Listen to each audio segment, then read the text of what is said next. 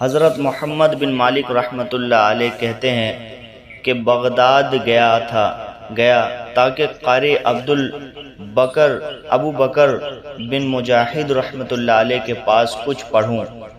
ہم لوگوں کی ایک جماعت ان کی خدمت میں حاضر تھی اور قرأت ہو رہی تھی۔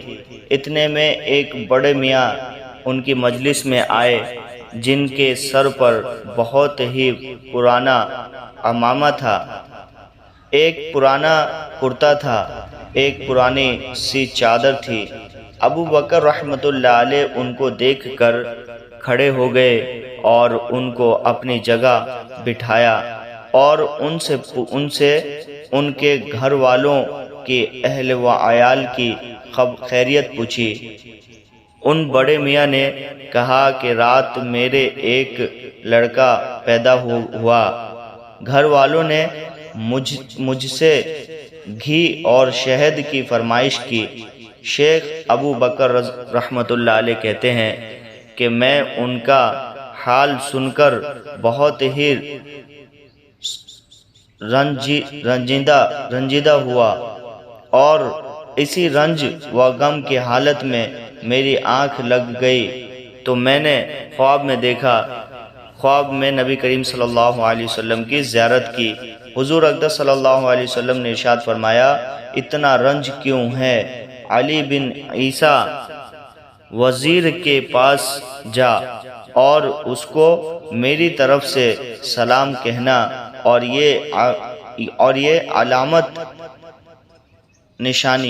یعنی نشانی بتانا کہ تو ہر جمعہ کی رات کو اس وقت تک نہیں سوتا جب تک کہ مجھ پر 1000 مرتبہ درود نہ پڑھ لے، اور اس جمعہ کی رات میں تو نے 700 مرتبہ پڑھا تھا کہ تیرے پاس بادشاہ کا آدمی بلانے آ گیا تو وہاں چلا گیا، اور وہاں سے آنے کے بعد تو نے اس مقدار کو پورا کیا۔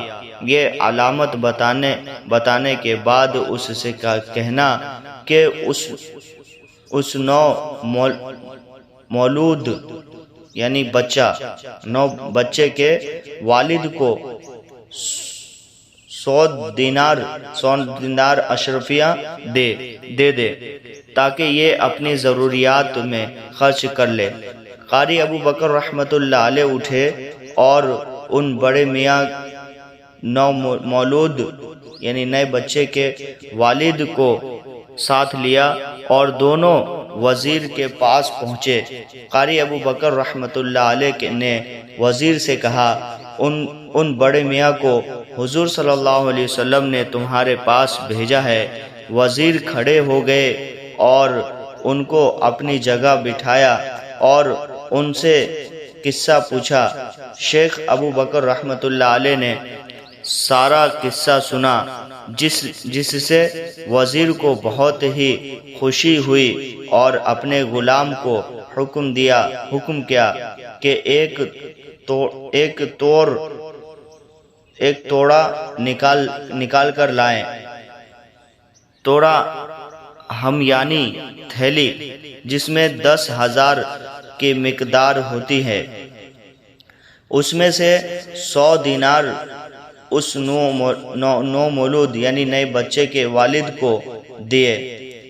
اس کے بعد 100 اور نکالے تاکہ شیخ ابو بکر رحمۃ اللہ علیہ کو دیں۔ شیخ نے ان کے لینے سے انکار کیا۔ وزیر نے اصرار کیا کہ ان کو لے لیجئے، اس لیے کہ یہ اس بشارت کی وجہ سے ہے جو آپ نے مجھے اس واقعے کے متعلق سنائی، اس لیے کہ یہ واقعہ یعنی 1000 درود والا ایک راز ہے جس کو میرے اور اللہ تعالیٰ کے سوا کوئی نہیں جانتا۔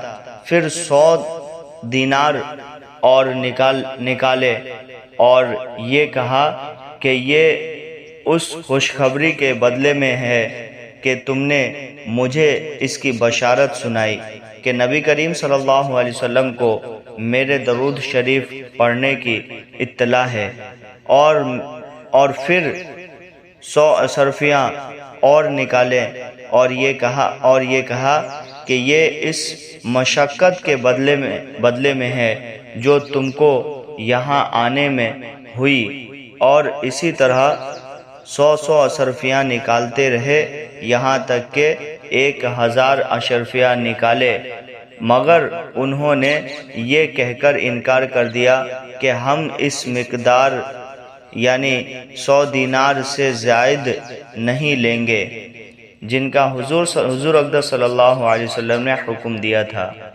یا رب صلی وسلم دائما ابدا علی حبیبک خیر الخلق کلہم۔ ہم بھی اپنا معمول بنائیں کہ روزانہ 1000 مرتبہ درود شریف پڑھیں، اور اگر روزانہ نہیں پڑھ سکتے تو ہفتے میں ایک دن ہر جمعے کی رات کو پڑھیں، یعنی جمعرات والی رات کو، اور یہ بھی نہیں ہو سکتا تو کم سے کم روزانہ 100 مرتبہ درود شریف پڑھیں۔